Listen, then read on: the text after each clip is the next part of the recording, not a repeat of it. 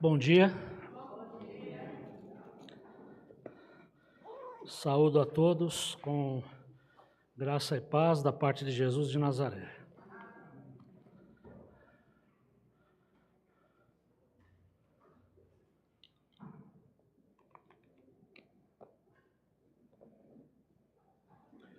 Bom, antes de mais nada, estava lembrando agora, fui buscar minha mãe para a gente vir para cá, e ela estava comentando que agora de manhã faleceu o Nelson, né? Esposo da Cleide. Lembra do Nelson, né? Pai do Nenê. Então, são aqueles vizinhos assim que a gente cresceu vendo eles, né? Eles moram lá na rua da minha mãe. E aqueles vizinhos antigos, né? 10, 20, 30 anos, os mesmos vizinhos ali. E ele faleceu hoje pela manhã. Lembre nas suas orações da família do senhor Nelson. Que Deus conforte a família dele, né? A gente sabe como é difícil esse momento, né? Tá certo? É o seguinte, nós estamos estudando o livro de Provérbios. E já estamos fazendo isso há um certo tempo. Desde o ano passado, nós começamos uma série de estudos no livro de Provérbios. Lembrando que o princípio da sabedoria é o temor ao Senhor. Provérbios deixa isso muito claro. O princípio da sabedoria é a obediência a Deus, é a obediência ao Senhor. E do ano passado para cá, a gente vem tratando de uma série de temas presentes em Provérbios. Só para recordar, nós já falamos aqui de amizade, de vício, má companhia, preguiça, lascívia, sabedoria, ética, caráter, carnalidade, testemunho, disciplina, língua, tomar cuidado com o que fala, finanças, laços e cobiça. Inclusive, nosso último tema foi justamente cobiça. Nós falamos sobre essa ambição desmedida por riquezas. Falamos do dinheiro. Inclusive, no final da EBD, né, do domingo passado, o Eliseu estava trocando uma ideia comigo aqui no local do café sobre essa questão do dinheiro, né? É claro que o dinheiro é um objeto, o dinheiro é uma matéria. O que importa é o que nós fazemos com ele, tá certo? Mas quando Jesus comparou o dinheiro a mamon, quando Jesus compara o dinheiro a uma potestade, é como se Jesus dissesse assim, olha, cuidado com o amor ao dinheiro e cuidado com o próprio dinheiro, porque é como se o dinheiro tivesse uma espécie de energia gravitacional e ele exerce uma influência sobre a gente, para o bem e para o mal. Agora, temos que pedir a Deus sabedoria para saber usar o dinheiro, né? Para dar um bom fim para isso. Temos que ter discernimento, que é o nosso tema de hoje, tá? Se você recebeu o seu texto, infelizmente eu não sei se deu texto para todo mundo. Faltou um pouco de fé da minha parte. Eu falei, não vai vir tanta gente na IBD, então eu tirei menos texto, menos cópias, né? Faltou fé. Está aqui, discernimento, crítica em ação. É sobre isso que nós vamos falar hoje, tá bom? E olha que coisa interessante, né? Como as coisas são. Eu tinha acabado de falar sobre dinheiro, sobre cobiça, e eu recebo de vez em quando alguns textos, alguns artigos, né? Da revista Ultimato. E justamente veio 2 artigos para mim falando sobre o quê? Servir a Jesus ou servir a Mamon. O mesmo tema que eu estava tratando. E o autor do texto ele fala o seguinte: a melhor maneira da gente lidar com o dinheiro, da gente não deixar que ele ganhe o nosso coração, que ele se torne uma potestade na nossa vida, é a gente lembrar que nós somos mordomos.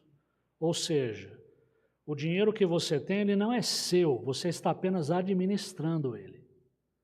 Tudo é de Deus, é tudo Deus que permite, é tudo Deus que dá. Você apenas administra. Então lembre-se, você é um mordomo, você não é dono de nada. Essa que é a questão, tá bom?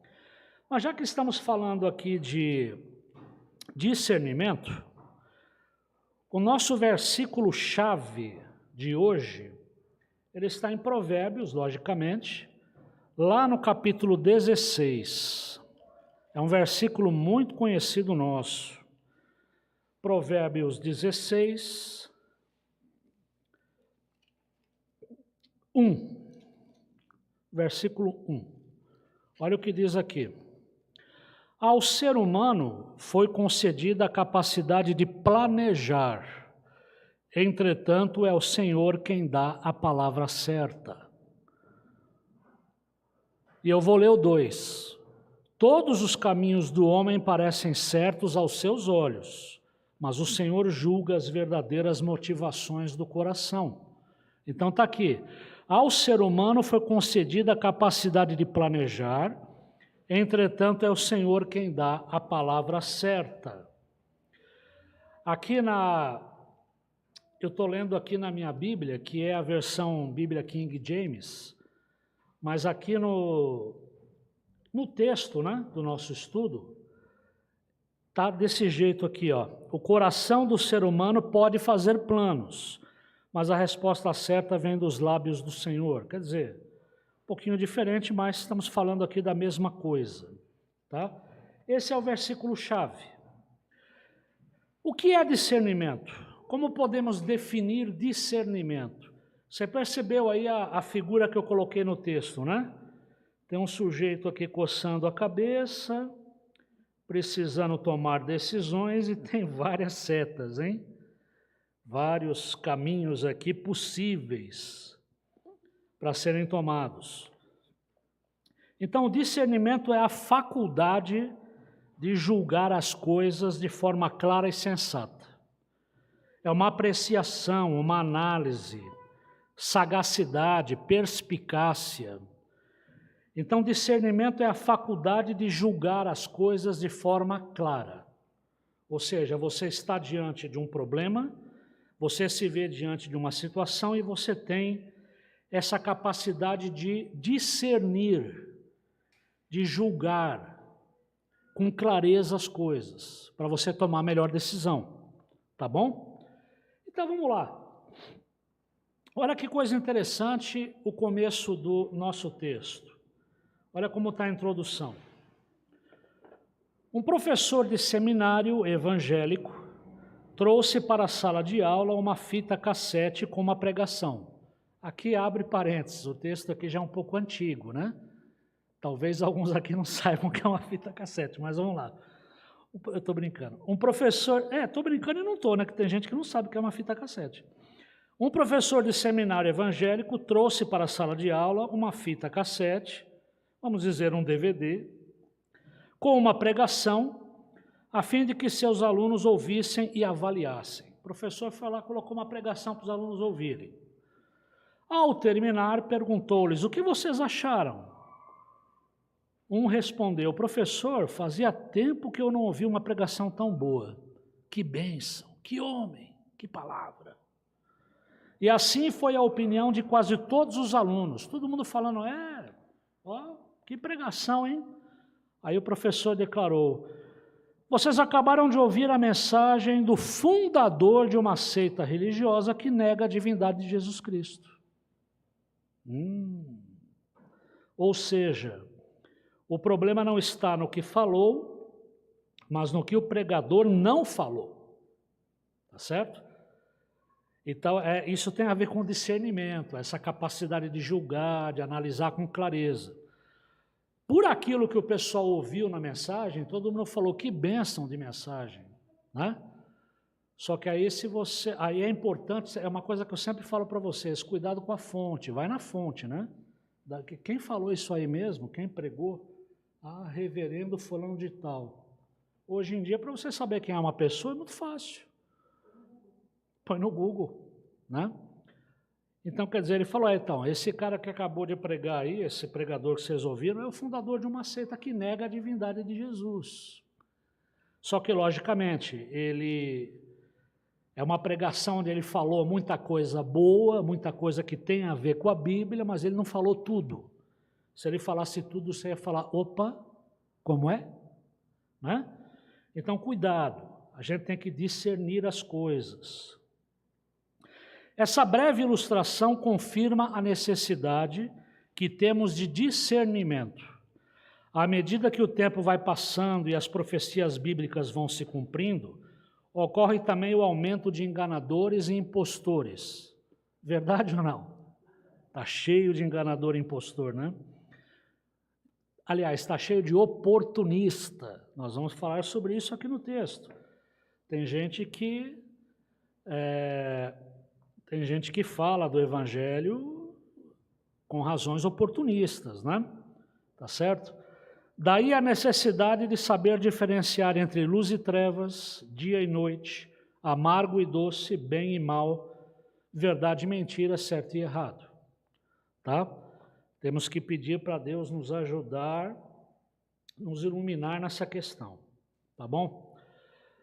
Bom, e já que nós falamos do versículo-chave de hoje, que é Provérbios 16:1, o meu livrinho aqui de Provérbios Sobreviver, na página, deixa eu ver onde que está isso, na página 194 ele vai falar sobre isso.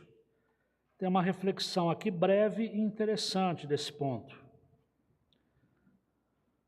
Vamos lá. Aqui, nesse caso, ele está pegando a versão da Bíblia, a mensagem, né? Ele diz assim, é da natureza humana fazer planos. Isso é do homem, da mulher. Mas a resposta certa vem do Senhor. Aí ele diz assim, uma tradução mais literal desse provérbio seria, o coração organiza os pensamentos, mas a boca fala o que o Senhor deseja. Isso faz parecer que Deus controla cada mínimo detalhe da nossa vida, até mesmo o que dizemos. Esse dilema existe desde sempre na teologia e na filosofia, conciliar a liberdade humana com a soberania divina. Olha, essa discussão aqui não é de agora, né? Isso aqui é um dilema que até hoje a gente tem, né? Essa conciliação entre soberania divina e a liberdade humana. Até onde vai a soberania de Deus e onde que entra a nossa liberdade nessa história? Ele está propondo essa reflexão. Se tudo o que acontece na vida se explica pela interferência de Deus, então somos meros robôs ou fantoches. E por isso não podemos ser responsabilizados moralmente pelo que fazemos ou deixamos de fazer. Olha, tem uma coerência nisso aqui. Se ele fala, se tudo o que acontece se explica pela interferência de Deus, onde que fica a nossa responsabilidade nisso? Podemos ser responsabilizados? Não, é Deus que interfere em tudo. Eu não tenho interferência em nada. Em contrapartida, afirmar que Deus não tem nada a ver com o que acontece no mundo é o mesmo que afirmar a ausência de Deus. A existência ou não de um Deus que não age aqui é completamente indiferente. Então ele fala, está vendo como é que é complicado? Se você fala que Deus interfere em absolutamente tudo, onde fica a nossa responsabilidade nisso? Agora, se Deus não tem nada a ver com o que acontece no mundo, então é como se estivéssemos dizendo, não há Deus, né? Deus, ele criou o mundo, deu corda no relógio e tirou férias. Ele está em algum lugar aí, mas não está por aqui não, né? Tem gente que acredita nisso, né? Tem gente que acredita que Deus criou tudo e depois falou, agora o relógio funciona sozinho, tá bom? Não acredito na possibilidade de resolver esse dilema, mas tampouco podemos viver como se ele não existisse. Assim, o melhor que temos a fazer é cuidar da variável que está em nossas mãos, ou seja, os planos que fazemos e os desejos que abrigamos no coração. A liberdade de pensar, desejar, planejar e imaginar o futuro é uma dádiva divina, é um presente de Deus para nós. Sabemos que nem tudo o que desejamos ou planejamos se realiza ou se concretiza exatamente como queremos. Mas isso não nos impede de assumir o protagonismo de nossa vida e história. E ele termina dizendo assim: isso me faz lembrar o conselho atribuído a Inácio de Loyola, monge jesuíta. Ore como se tudo dependesse de Deus e trabalhe como se tudo dependesse de você. Então ele fala assim, é um dilema, soberania humana, é um dilema, soberania divina versus liberdade humana. Ele está sendo sincero aqui, olha, eu não tenho resposta para esse dilema e também não acredito na possibilidade de resolver esse dilema, mas o que a gente pode fazer é o seguinte, orar como se tudo dependesse de Deus e trabalhar como se tudo dependesse de nós, tá certo? Fazemos a nossa parte, mas submetermos os nossos planos a Deus, né? E aí vem a segunda parte do nosso texto, o que é discernimento? Eu já dei aqui no comecinho uma definição de discernimento, né? Julgar, analisar com clareza. Vamos ver o que diz essa parte. O verbo discernir significa conhecer distintamente, perceber com clareza por qualquer dos sentidos, apreciar, distinguir, discriminar, estabelecer diferenças, separar, fazer uma apreciação, julgar, decidir. Isso está no dicionário Aurélio. Em grego, o verbo diacrino tem o sentido de julgamento, distinção ou separação, e ocorre 19 vezes no Novo Testamento. Há um excelente livro intitulado Discernimento Espiritual, escrito por Jorge Barro e Júlio Zabatiero, da editora Aba Press. Vamos resumir parte da introdução dessa obra para encontrarmos uma melhor definição para discernimento. Então, o autor aqui do estudo, ele está deixando claro que a primeira parte aqui do estudo, ele está se baseando nesse livro intitulado Discernimento Espiritual. É de lá que ele está tirando um pouco a discussão aqui. Olha que interessante isso que vem agora. Presta bem atenção aí. Para muitas pessoas, o discernimento espiritual é um atributo natural dos líderes religiosos. Não importando que tipo de líder, pode ser um padre, um pastor, um vidente, um médium, um astrólogo, mas no senso comum, a maioria das pessoas acaba acreditando nisso. Elas acham que discernimento espiritual é um atributo natural dos líderes religiosos. Isso é uma coisa do líder. O líder, ele tem alguma coisa diferenciada, ele tem um quê, ele tem uma aura que o coloca acima dos meros mortais. Muita gente acredita nisso. Discernimento espiritual é para líder religioso, isso aí não é para mim não. Ixi, eu não cheguei ainda nesse ponto, né? Eu não cheguei nesse grau de espiritualidade que esse cara tem. Muita gente pensa nisso. É interessante que quando eu estava lendo isso daqui, sabe do que eu estava lembrando? Das nossas aulas sobre a Reforma Protestante. Lembra que quando a Reforma Protestante completou 500 anos, lá em 2017, porque a Reforma Protestante é lá do século 17, né? Lutero, Calvino, aquela turma toda. Eu lembrei do seguinte, uma das razões que provocaram o rompimento com a Igreja Católica e o surgimento das igrejas protestantes foi essa questão dos atributos dos líderes. Por exemplo, a Igreja Católica, antes da Reforma, ela acreditava que somente os sacerdotes tinham capacidade de ler e entender a Bíblia. Isso era uma coisa exclusiva do sacerdote, de quem tinha sido ordenado para ser sacerdote. O fiel comum, ele não sabia ler, e se ele soubesse ler, ele não era estimulado a ler a Bíblia, porque ele não iria entender a Bíblia. Só o líder que tinha o quê? Uma capacidade de ler, interpretar e orientar as pessoas. A igreja protestante, ela já vai na contramão disso. Os protestantes começaram a falar assim, e é bom lembrar que na época da Reforma Protestante, coincidentemente surgiu a imprensa. Então a produção de livros aumentou, a produção de Bíblias aumentou, os livros já não eram mais manuscritos, né? Então o que acontece? Os protestantes eles já foram naquela linha, olha, as pessoas têm que ler a Bíblia, as pessoas têm que estudar a Bíblia, conhecer a palavra de Deus. Para isso, o que a gente tem que fazer? Pegar a Bíblia do latim e traduzir para a língua nacional. Na Alemanha, por exemplo, a Bíblia tinha que ser traduzida do latim para o alemão, para as pessoas terem acesso à Bíblia. As pessoas têm que ler, têm que conhecer. Isso não é um atributo só do sacerdote, né? Aí os batistas vieram com a ideia do sacerdócio universal dos crentes. Todos somos sacerdotes, na verdade, né? E aí, a gente sabe que depois houve o rompimento, o surgimento de diferentes igrejas, né, cristãs, mas para muitas pessoas é assim.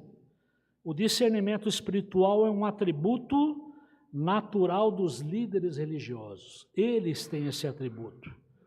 Esse atributo não é do homem comum, tá certo? E olha, você quer um exemplo de um líder religioso que tinha tudo para se gabar, que tinha tudo para se orgulhar, mas não fez isso? É o apóstolo Paulo, né? E sabe por que eu vou falar isso? E tem tudo a ver com discernimento, com o que eu estou falando aqui. Ontem eu recebi essa revista aqui, ó. Eu sou assinante da revista Ultimato, e olha a capa, a matéria de capa é Somos Todos Fracos. A minha graça é tudo o que você precisa, a minha graça te basta, né? E olha aqui o que falam, um texto do pastor Elben César, ele foi o fundador da revista, já falecido, né? Mas ele escreveu um texto chamado O Compromisso de Não Se Gabar. Ele fala do apóstolo Paulo. Vê se não tem a ver com o que nós estamos falando aqui. Como que é?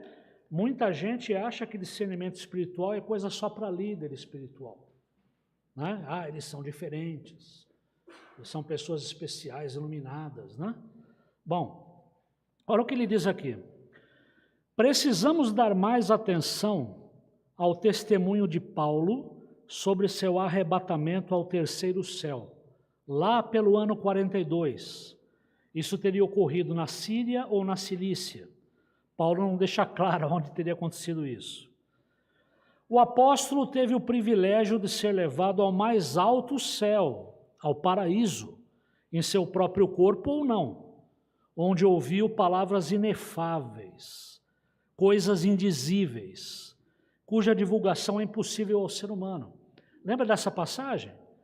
E Paulo com muito dedo, né? Ele não fala dele, né? Ele fala, eu conheço um homem que foi arrebatado, né? Ele estava falando dele. Mas olha que interessante aqui. Essa misteriosa, inédita e gloriosa experiência poderia deixar o apóstolo envaidecido. Mas ele tomou todo o cuidado quanto a esse risco.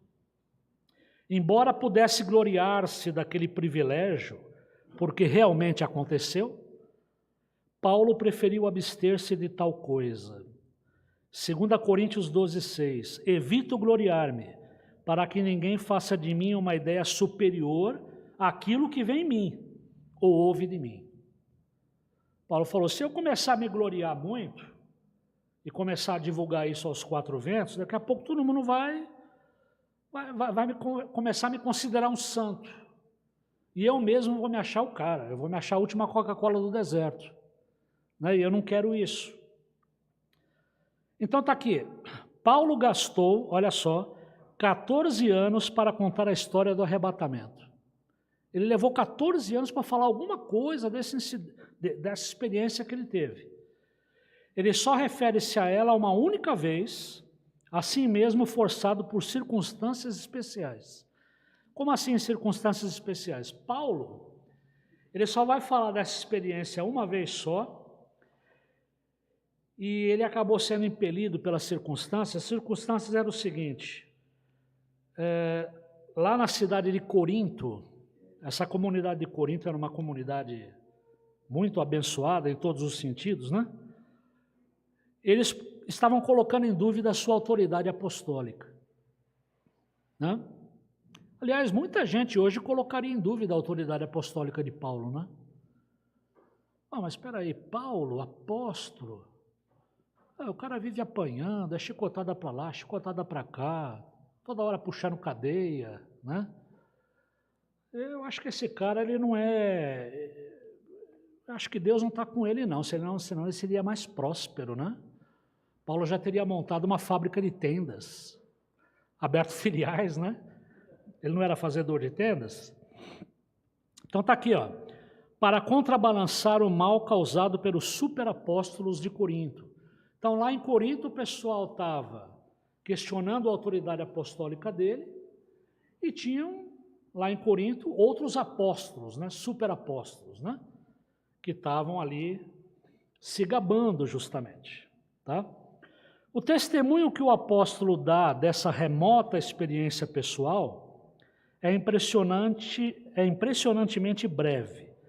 Ele levou 14 anos para falar dessa experiência e quando falou ele foi breve. Ele não esmiuça demais não.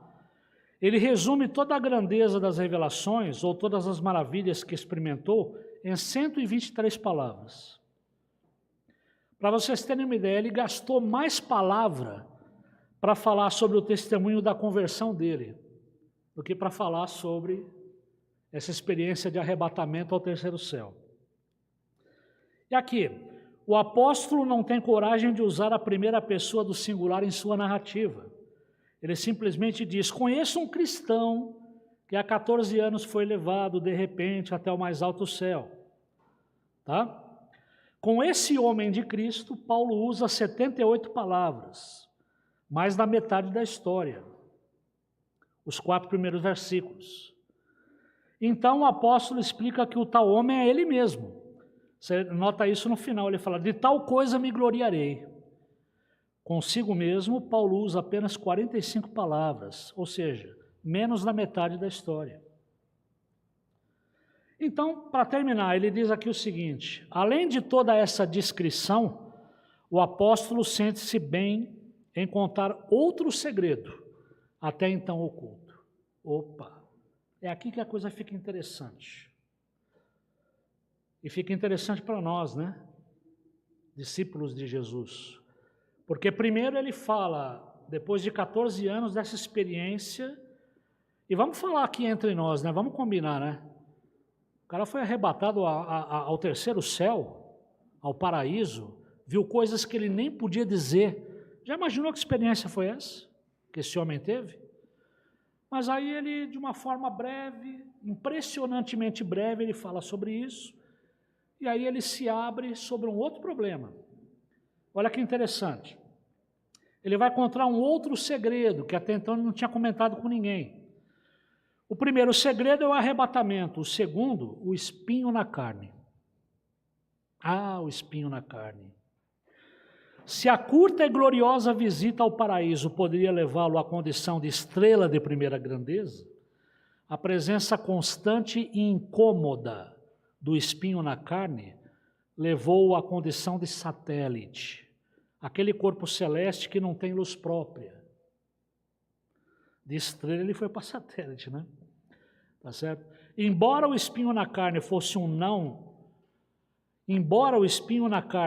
não removido mensageiro de Satanás, para o esbofetear, apesar das 3 orações do apóstolo, e olha que uma vez eu escutei uma pregação, eu acho que foi o pastor Hélio lá na Penha, ele falou assim, olha, Paulo era judeu, né? Quando um judeu orava 3 vezes pelo mesmo problema, é que ele já tinha orado bastante, né? Então, 3 vezes falando aqui do mesmo problema. Apesar das 3 orações do apóstolo, Paulo conseguiu entender e reconhecer o valor prático desse sofrimento. No final, Paulo entendeu. Ele falou: eu tenho um espinho na carne, isso me incomoda, isso me envergonha, isso é um problema para mim, tá certo? Eu pedi para Deus tirar, já pedi 1 vez, 2 vezes, 3 vezes. Aí Paulo entendeu a razão desse sofrimento. Está aqui, ó. É mais ou menos assim, na nova tradução na linguagem de hoje, 2 Coríntios 12:10. Quando perco toda a minha força, então tenho a força de Cristo em mim. Né? Ou seja, quando todas as minhas possibilidades estão esgotadas, eu não posso mais.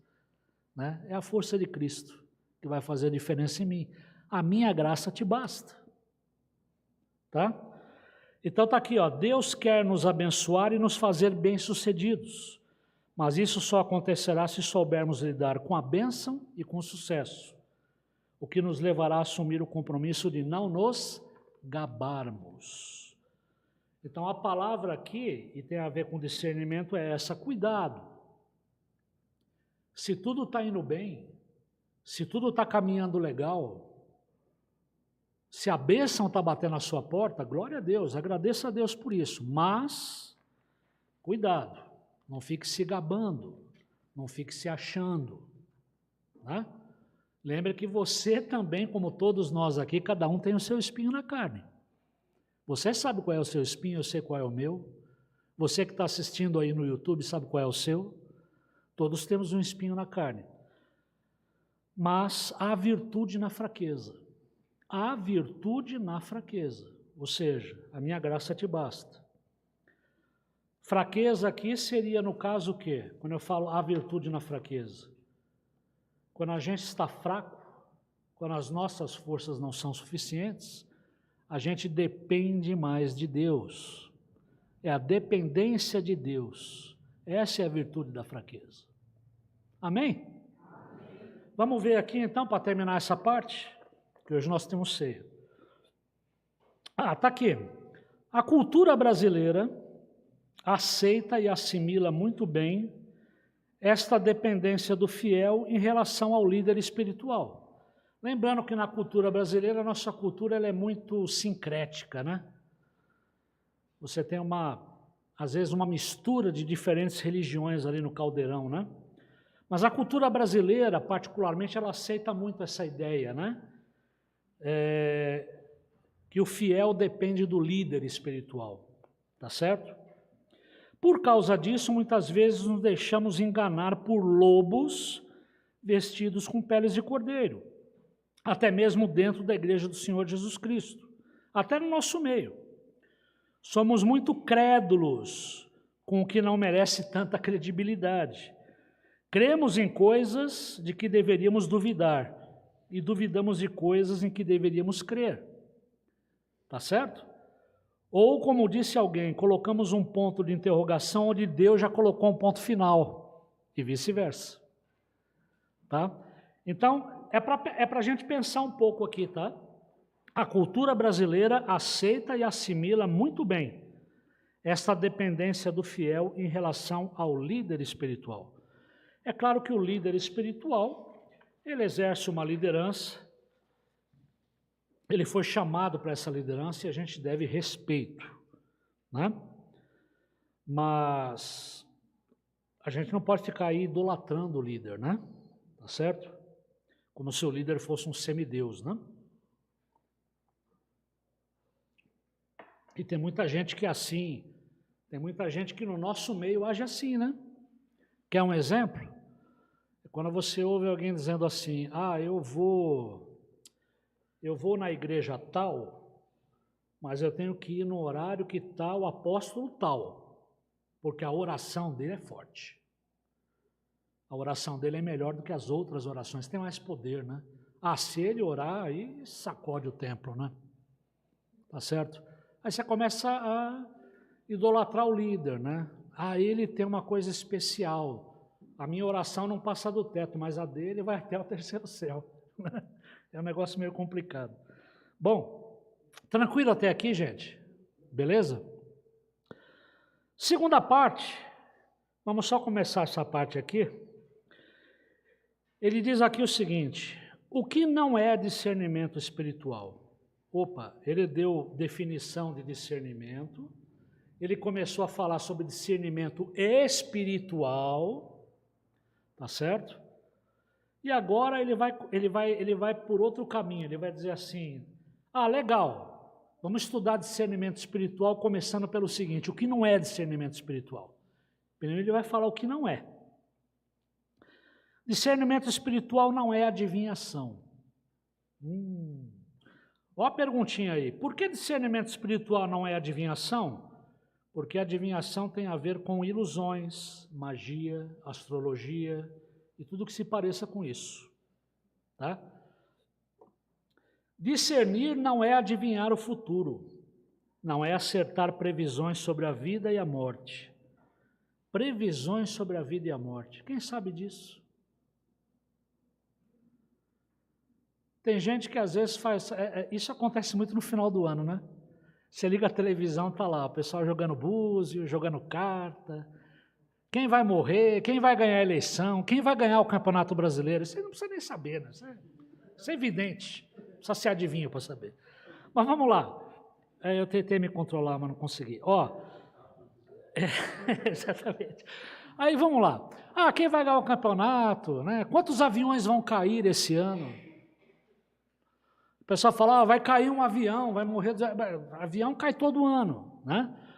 Mas aí, o que acontece? Vem essas previsões, e aí, num belo dia, você abre lá as redes sociais e você fala, fulano de tal morreu, fulano de tal teve um infarto fulminante. Era, de repente, uma dessas que previa aqui, fazia previsões. Ela não conseguiu prever a morte dela. Ninguém chegou para ela e falou assim, se prepara porque na sexta-feira, meio-dia, game over, né? Não, ninguém falou isso para ela, tá? Então, discernir não é adivinhar o futuro, não é acertar previsões sobre a vida e a morte. Discernimento espiritual não é astrologia, cartomancia ou coisa semelhante. Quem discerne espiritualmente não se deixa seduzir pelas ilusões da magia divinatória, ou seja, tem a ver com adivinhação. Então, você quer saber o que não é discernimento espiritual? Não é adivinhação. Isso aí não tem nada a ver com discernimento, tá? Tem a ver com manipulação. E quanta gente entra nessa, hein? Muita gente. Discernimento espiritual não é intuição. Está aqui, discernimento espiritual é intuição? Não. Intuição não é algo racional. Intuição tem mais a ver com sentimentalismo. Não tem a ver com razão. Olha o que ele vai falar agora aqui. A característica básica da intuição é a não racionalidade, é o sentimento. A pessoa que intui faz isto a partir dos seus sentimentos a respeito das coisas e das outras pessoas. Às vezes, a intuição humana é importante e útil. Há momentos na vida da gente que a gente, às vezes, você ouve a pessoa falar, né, que tem uma certa intuição. Algo me dizia para não ir por aqui, algo me dizia que... Então, existe a intuição? Existe. Ela pode ser benéfica? Pode. Mas não confunda a intuição com discernimento, tá? A intuição é algo mais do sentimento. Discernimento não.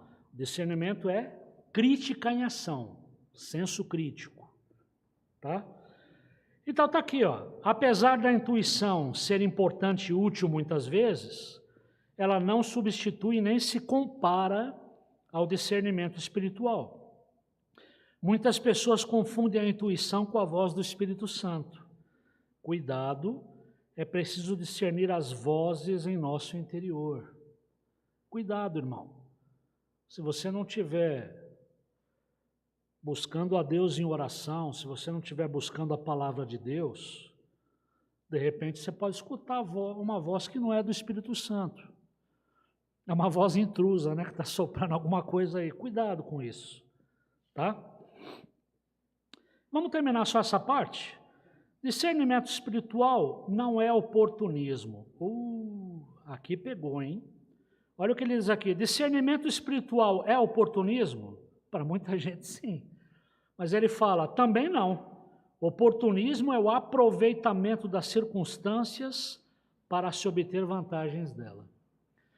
Você vê uma certa circunstância, você percebe que você pode tirar alguma vantagem dali, e aí você vai lá e manipula a coisa. Você é oportunista. A gente sabe como que isso existe, né? Tá certo? Vamos falar a verdade aqui? A vida como ela é, vamos abrir o jogo? Quem que não tem problema de saúde aqui? Quem nunca teve? Se não teve, eu vou dar uma notícia, você vai ter, tá? Ainda. Tá certo? Se não teve, segura aí que, né? Tem para todo mundo, viu, na loja. Então, o que acontece? Quem nunca teve problema de saúde? Quem nunca teve problema financeiro? Né? Quem nunca teve problemas no seio familiar, na família? Quem nunca teve problemas no casamento?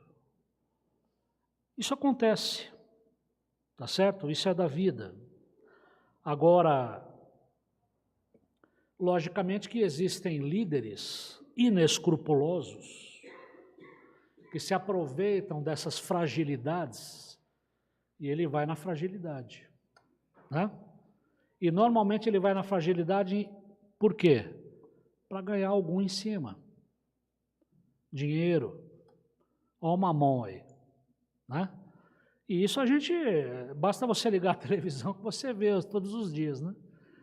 Tá certo? Pessoas às vezes desesperadas por causa de uma doença, de uma crise, de um problema, e a pessoa acaba buscando esses líderes inescrupulosos que têm a solução mágica, né? Vem aqui, participa da campanha, dá dinheiro e o problema vai correr, né? E nada mais vai te atingir, né? Você está blindado. Está blindado, né? Tá bom. É isso aí. Então, olha aqui, ó. E a gente tem que tomar cuidado também. Eu estou falando desses problemas da vida, mas a gente também tem que ficar atento, a gente tem que ficar com o radar ligado, porque agora também, nesses últimos tempos, nós temos também falta de discernimento e oportunismo, né, quando o assunto é política. A gente tem que tomar cuidado com isso. Tem muita gente que não é crente, tem muita gente que não tem compromisso com Deus, mas chega na época da política, se vende como um grande líder religioso, como um profeta. E as pessoas embarcam nessa. Esse é um homem de Deus, esse é um profeta. Deus está falando pela boca dele, mas só fala na época da eleição, né? Depois que passa a eleição, Deus não fala mais.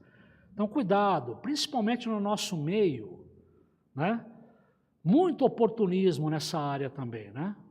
As pessoas se fazendo passar por religiosas, por espirituais em época de eleição.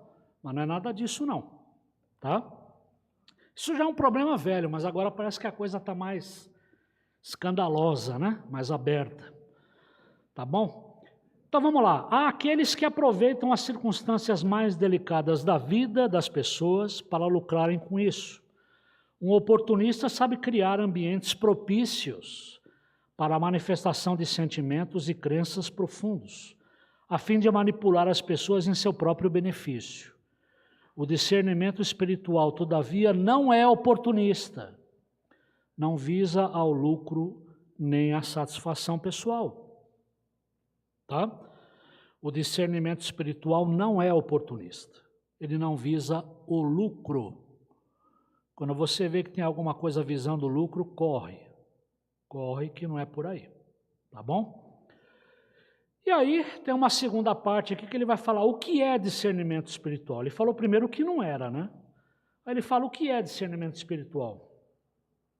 A definição que ele dá: discernimento espiritual é uma ação crítica do cristão, iluminado pelo Espírito Santo, que busca autenticidade, ou seja, verdade, para vivenciar a vontade de Deus.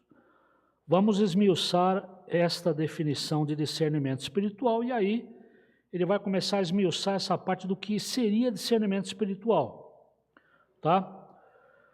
Aí ele fala assim, quando a pessoa critica, não está julgando, a ação crítica aqui significa avaliar os fatos para chegar a uma conclusão coerente. Então ele fala aqui, ó, o que é discernimento espiritual? É uma ação crítica do cristão. Uma ação crítica não é julgar, mas avaliar os fatos.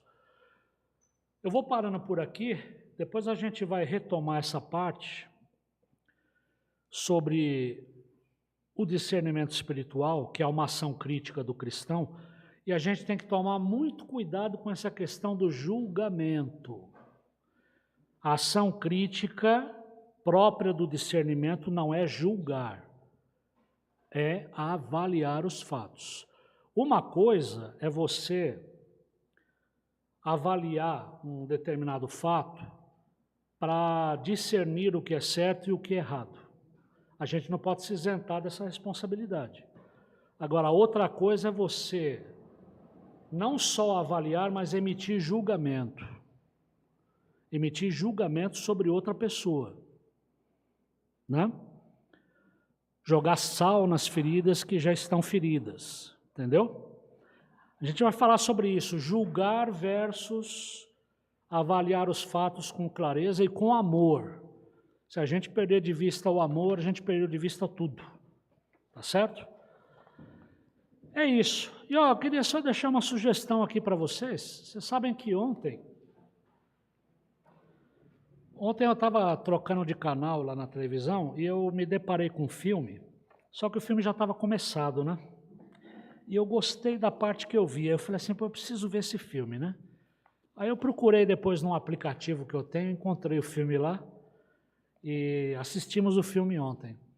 Olha, vale a pena assistir, é um filme muito interessante. Ele é um filme de 2015, não é um filme tão recente assim, mas ele... quer dizer, mais ou menos recente, né? 2015. Ele chama, em inglês, Remember. Em português está como Memórias Secretas. Vale a pena ver esse filme, é um filme muito interessante. Se você gosta de filme que tem a ver com... manja aqueles caras nazistas que fugiram no final da guerra e se esconderam na América do Sul? Né? Então... tem um nazista que está escondido e ele começa a ser caçado. O pessoal quer achar onde ele está. Tal. O mais inusitado é quem vai atrás dele, né? Para caçar ele. Tá certo? E o final do filme é mais inusitado ainda. É uma coisa que você não acredita. Você fala, não, é isso? Né? Então, ó, é um filme ótimo, viu? Memórias Secretas. Assiste esse filme. Vocês vão gostar. Principalmente se vocês gostam de ver o nazista se dando mal no final, é uma maravilha. Né? Tá bom? Gente, que Deus abençoe vocês. Um grande abraço do professor Alexandre da Irmã Sandra para todos.